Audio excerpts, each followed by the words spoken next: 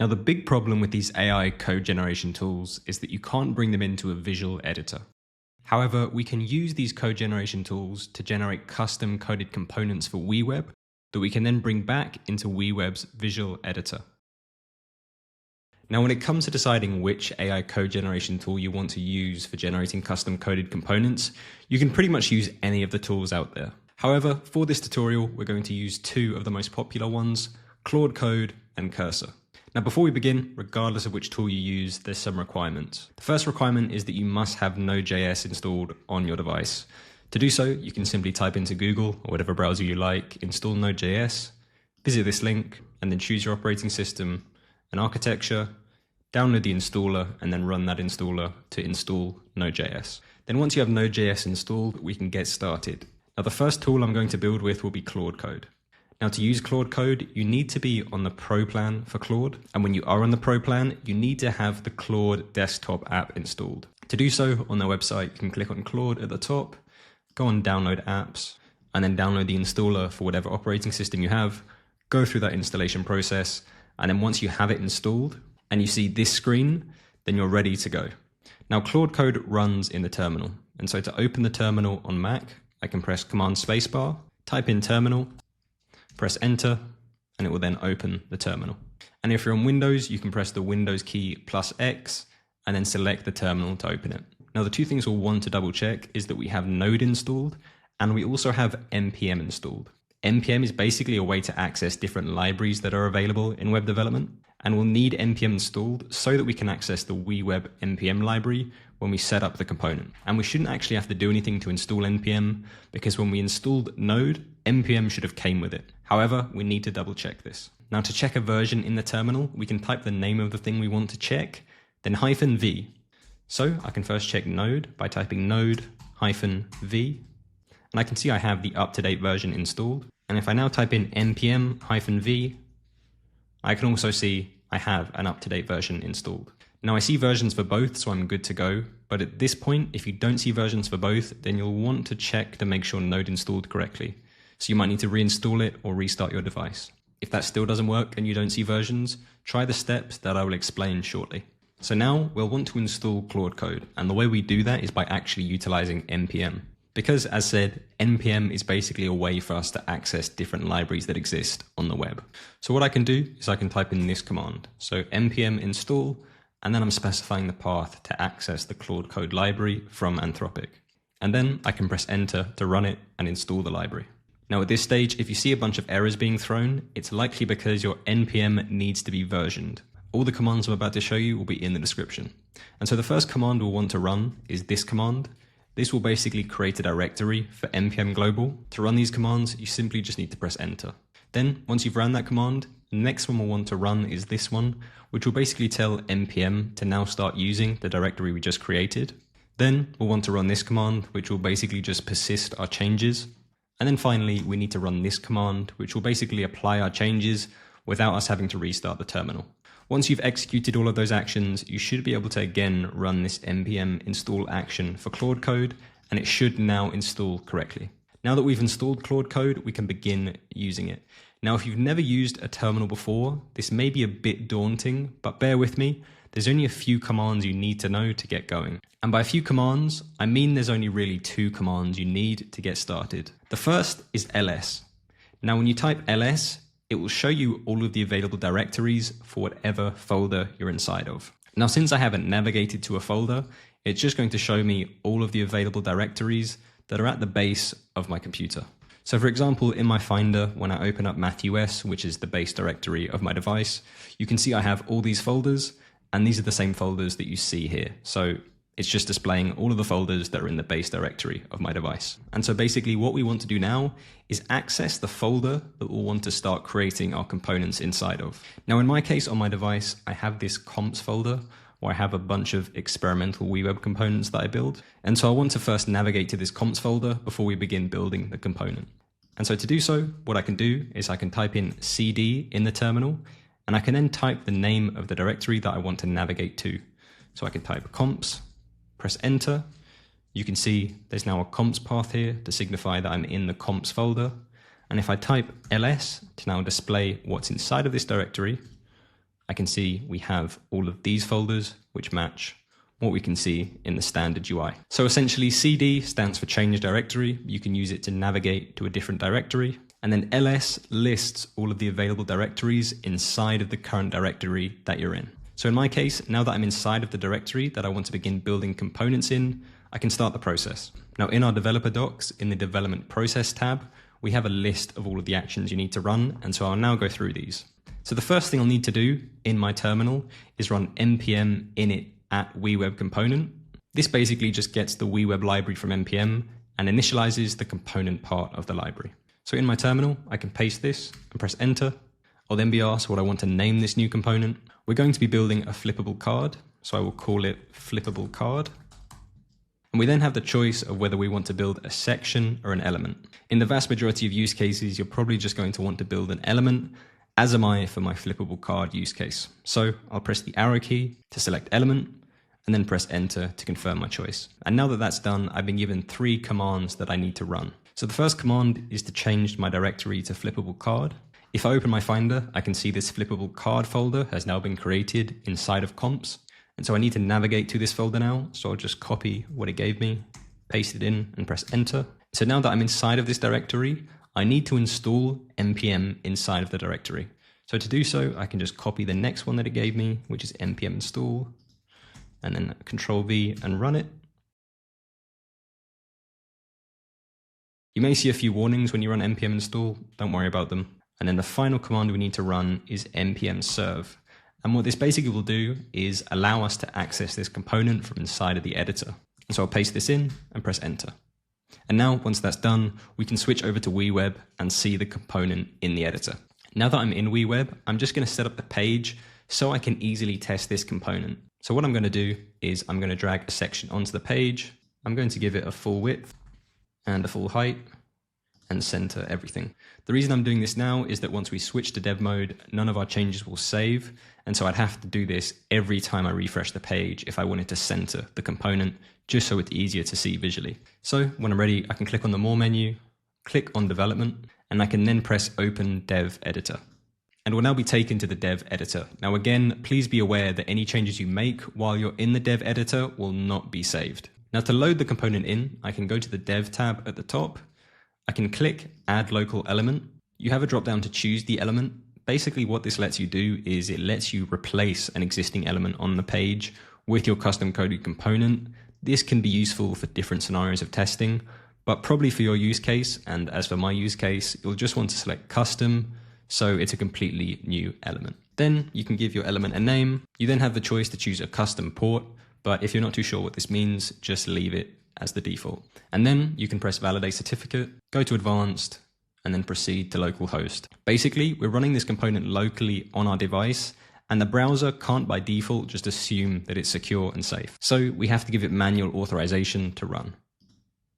Once you see the OK screen, you can close the tab, press save.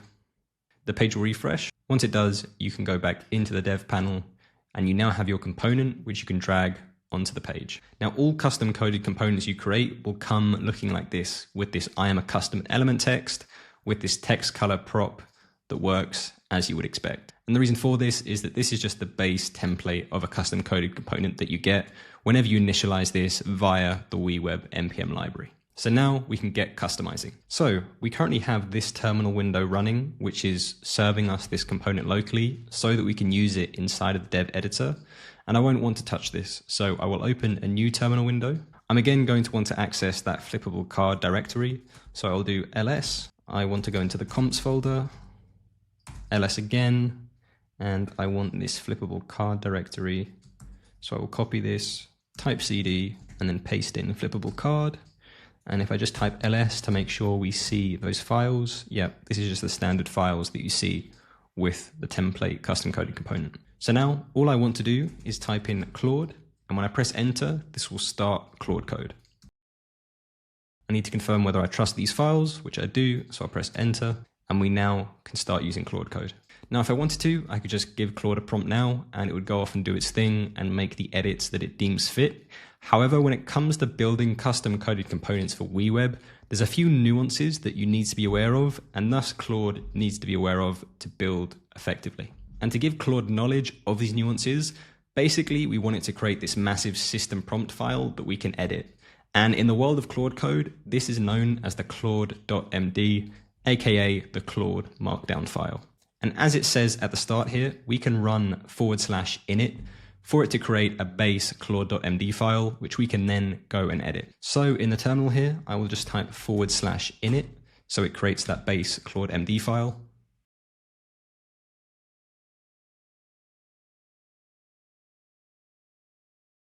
Then once it's ready, you'll just be asked to confirm that you wanted to create this file. So you can press enter to confirm it.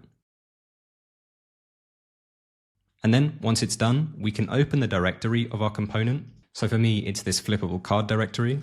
And I can see there is now this claude.md file, so I can open this.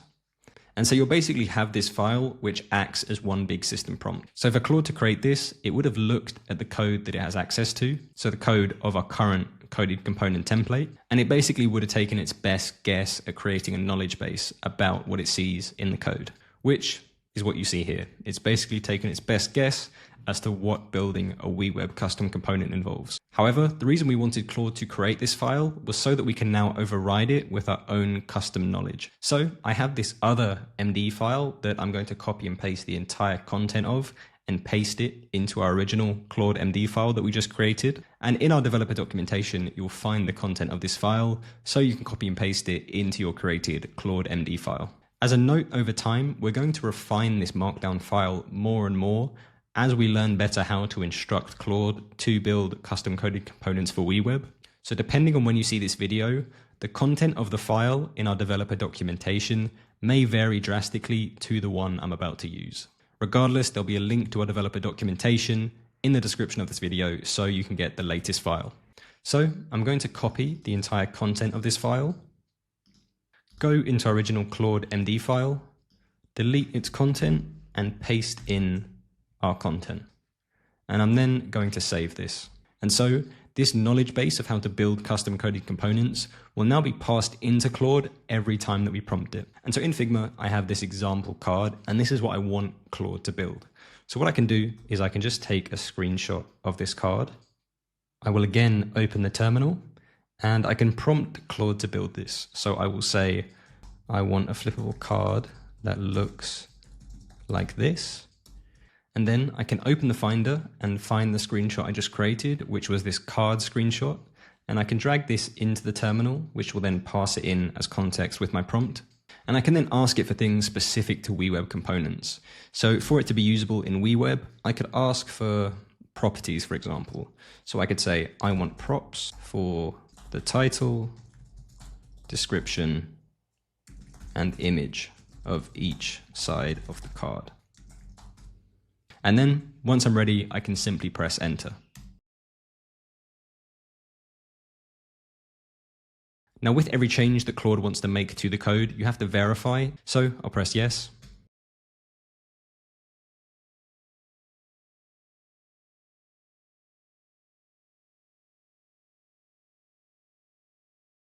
And then once it's finished, we can open up the dev panel again, drag the component onto our page, and depending on the component, you may need to give it some sizing properties for it to be visible. So if I give this a width and then a height, I can see the card. And so if I give it a bit more height, we can see we have our card component. And if I test the properties to make sure they work, so I say front title, I can see the text updates. And if I call this front description, I can see these properties are updating correctly. And if I was to just grab a WeWeb image address online and paste this into one of the image properties, I can see it's working correctly. However, I did want the image to be at the bottom, but we can prompt it to adjust this. And the final core piece of functionality was the flipping. So I can see it's currently set to hover. So if I hover this, I can see it does indeed flip. And if I change the trigger to be on click and put it into preview mode, I can see nothing is happening on hover. But when I click it, it does indeed flip. So the functionality was set up as expected. However, as said, I wanted the image to be at the bottom, so I can prompt Claude to make the change.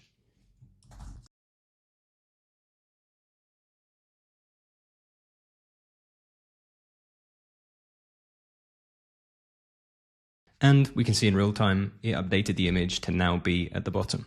As a tip, if you're experiencing any issues while building the component, maybe you see an error, maybe you don't, I'd always recommend to right-click on the page, go to inspect, open the console, and then as you're interacting with the component, check to see if there's any error messages being posted in the console when certain pieces of functionality aren't working as expected. Because you can then copy and paste these errors and give them to Claude so it has better context of what exactly it needs to resolve. And so once you're happy with your component, we need to get this ready so we can actually access it in our live projects. Now, the first thing you'll need to do to make this happen is that inside of the settings of your workspace, you'll need to connect your GitHub account. Now, I've already done this, but in this panel, you'll have the call to action to connect your GitHub, and you just need to go through the straightforward process. And once you've connected your GitHub, we need to basically upload our component to our GitHub so that we can access it from our WeWeb workspace. Now, the very last thing we need to set up is we need to connect Claude Code to our GitHub. And the process for doing this differs slightly depending whether or not you're on Mac or Windows. If you're on Windows, the first thing you need to do is run this command in the terminal, and then run this command in the terminal. And now you will have GitHub and the GitHub CLI installed. And if you're on Mac, to set up GitHub, the first thing you'll need to do is download Homebrew. Now, Homebrew is kind of like NPM. It's just a toolkit that we can add to our device. So to install this, you can just copy this command and paste it into your terminal and then run it. Then once you've installed Homebrew, you'll want to run this command, which will install GitHub on your device. And then finally, regardless of whether you're on Windows or Mac, the command you'll now want to run is this, ghauth login. And when you enter this, you'll be prompted to authenticate with GitHub. And then once you've authenticated, Claude Code will have access to your GitHub. And so now in GitHub, you'll just want to press new at the top, create a new repo. So I'll call it flippable card test. Create it, copy this link, and then with Claude open inside of the folder for our component, we can ask Claude how we can commit and push this to our URL. So I can simply say to Claude, how can I commit and push this to this repo? And then just paste in the URL.